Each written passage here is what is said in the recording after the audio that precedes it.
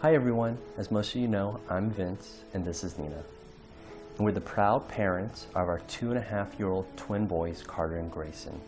We are also very honored to be this year's March for Babies mission family, as well as being able to tell our story. We struggled to start a family and we're super happy when we learned that we were finally pregnant. It was an even bigger surprise finding out that we were expecting twins nonetheless.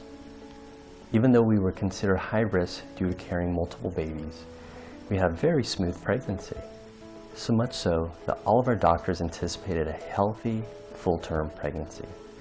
That being said, it came to us as a shock when we reached 32 weeks and our boys, Carter and Grayson, were born.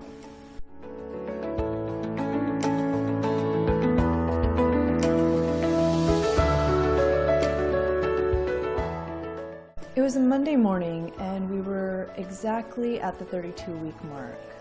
When I woke up, I knew something didn't feel quite right, so I called the hospital and they told me to come in right away to get checked up. Since we were having such a smooth pregnancy, I thought we would be home later that day. And we got in and come to find out that I had been in labor for the past couple days and we were told that we would be delivering that very day.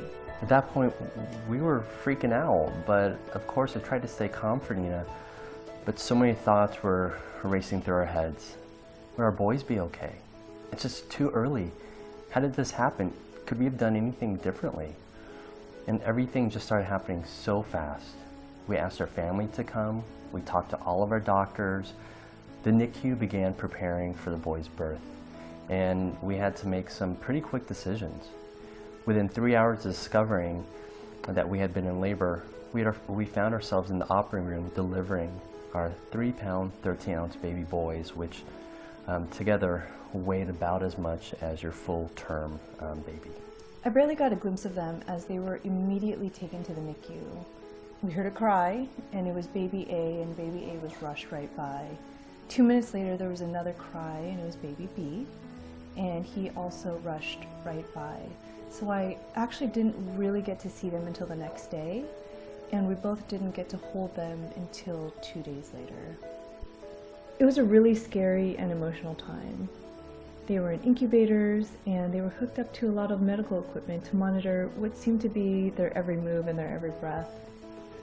The machine seemed to go off constantly, and when they did, the nurses rushed over to rescue our boys. And they were just connected to so much equipment that it was really difficult to see what they actually looked like. But over time, and by working with the wonderful NICU staff, we learned how the equipment was really helping our boys. Over the next couple of months, our boys got stronger and they relied on the equipment less. Gradually, they were taken off the machines and we got to see more of our beautiful baby boys. And in time, they were able to regulate their body temperature and coordinate eating and breathing at the same time, something that most of us take for granted. Eventually, they were discharged from the hospital. Carter ended up spending 30 days in the NICU, whereas Grayson, he just wasn't healthy enough to leave when his brother did, and he ended up staying 30 days longer. As challenging as it was, it really did have a positive impact on us, making us stronger, more knowledgeable, and most importantly, eternally grateful. Today, Carter and Grayson are 2, and they are full of life. It's hard to believe that they were born too early, weighed so little, and struggled so much during their time in the NICU. We're incredibly blessed to have such a great team of nurses, doctors, respiratory therapists, who provided overwhelming support for us during those tough times. And as you can see, we truly believe in the March of Dimes mission to help end premature births and help every mother have healthy, full-term pregnancies. So we became involved to help fundraise for the development of programs to help families cope during this difficult time and to provide ongoing training for medical staff so that premature babies and their mothers can continue to get the best care, just as we did. This year marks our 3rd March for Babies walk, and we are honored to be the mission family and share our story with all of you. We continue to walk to celebrate every year our boys are strong, to show our thanks, and provide support to other families who may find themselves in the same predicament, especially those who aren't so lucky. That said, we hope that all of you will join us and help give every baby a fighting chance. Thank you so much for your continued support. Thank you. For your support. Thank you.